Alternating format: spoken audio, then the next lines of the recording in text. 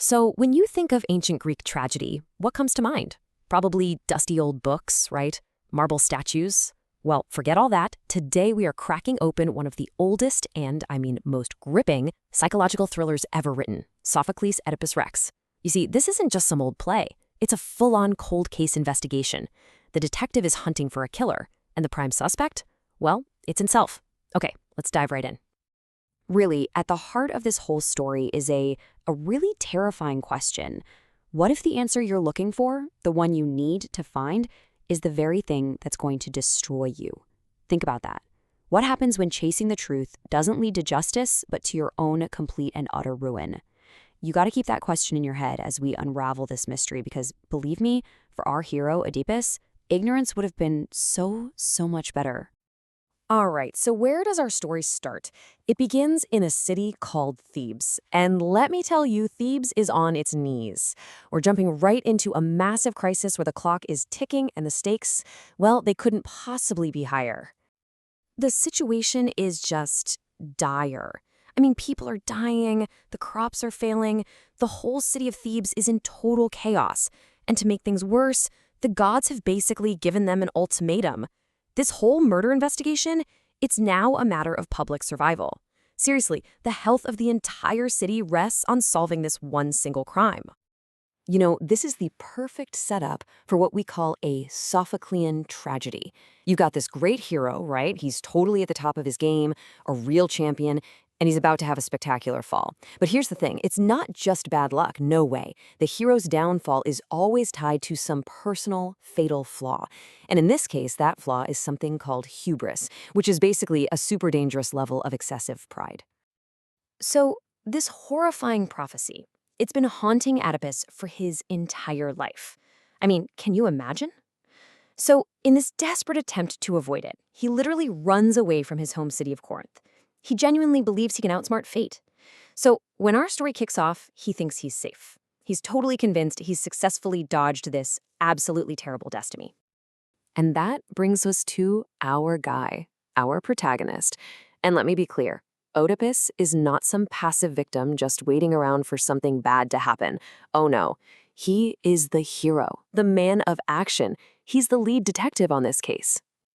And this guy has a serious track record. He's not just some king who inherited the throne. He is the city's savior. You see, he's the one who famously defeated the monstrous Sphinx, not with a sword, but by solving its riddle. A total feat of pure brain power that won him the throne of Thebes. So he's brilliant, he's confident, and he is absolutely determined to solve this mystery and save his people. And the real kicker, the irony of it all, is that those very strengths, his intelligence, his confidence, are going to be the engine of his own destruction. And he doesn't just promise this in private. He makes his promise publicly, in front of everybody. I mean, just listen to that conviction in his voice. It's an ironclad vow. And this is what's so brilliant about the play. It shows his good intentions, for sure, but it also shows that pride, that hubris we were talking about. He has absolutely no idea that the criminal he's promising to hunt down with all this righteous anger is staring right back at him in the mirror.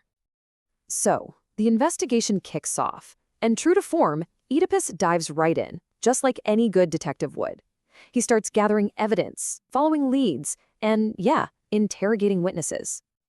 This right here, this is the question. It's what drives every single scene, every conversation, every argument, every shocking new piece of information. It's all about getting one step closer to answering this one simple question. Who killed King Laius? So the first big break in the case, it comes from this blind prophet, a guy named Tiresias. He gets dragged to the palace, and under a ton of pressure, he points the finger directly at Oedipus. But does Oedipus listen? Of course not. To him, it sounds completely insane. He thinks it's a political attack, some big conspiracy cooked up by his brother-in-law, Creon, to steal the throne. He is literally blind to the truth. And this, my friends, is what we call dramatic irony. It's the absolute core of the play.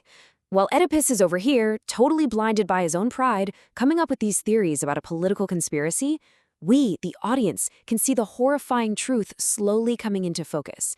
He's digging and digging for a culprit, and the whole time, he's standing right on top of the answer. Okay, so the evidence starts to pile up piece by agonizing piece. First, you've got that accusation from Tiresias, which just plants that first little seed of doubt. Then, a messenger shows up from Corinth with what sounds like great news.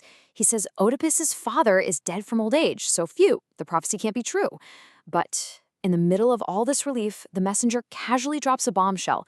Oedipus was adopted. Whoa. That just blows the case wide open. And finally, they track down the last living witness to the original crime, a shepherd. And it's this shepherd who confirms the final, devastating piece of the puzzle. And with that shepherd's testimony, it's over. The walls just come crashing down. The investigation is finished. There's absolutely nowhere left to run from the truth.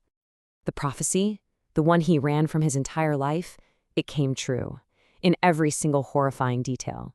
The man he killed in a fit of road rage at a crossroads, that was Laius, his real father.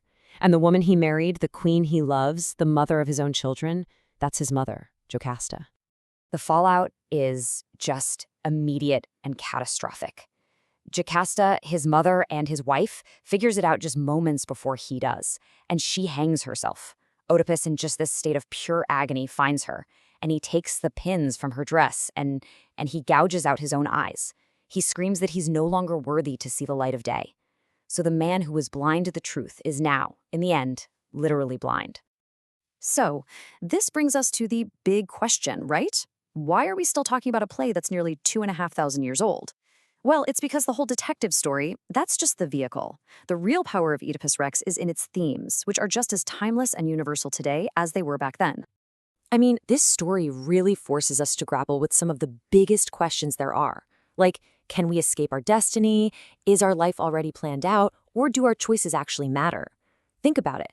Oedipus did everything in his power to escape his fate, but every single choice he made just led him straight to it.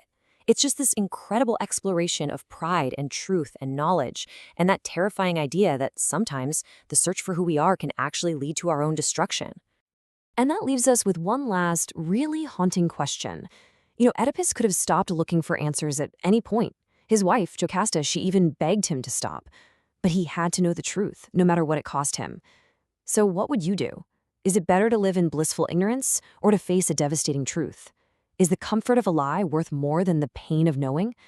There's really no easy answer, is there? And that right there is why this ancient detective story will probably be told for thousands of years to come.